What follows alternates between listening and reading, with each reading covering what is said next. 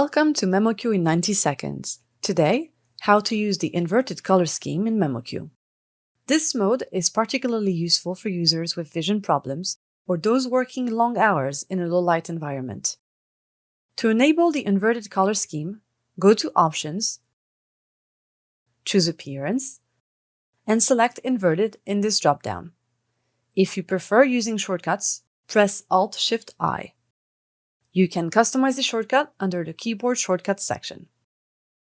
Default and Inverted are two separate color schemes, each with customizable settings on the 4 tabs.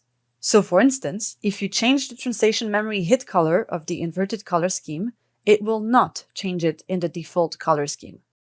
Now, how does the inverted color scheme work? MemoQ uses Windows Magnification API to apply a customized color inversion over the active MemoQ main window.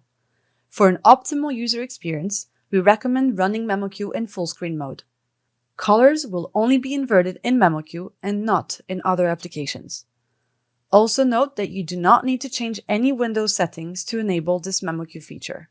If you want to return to the default settings, click Reset these settings. This will only apply to the settings on the selected tab. Thanks for watching!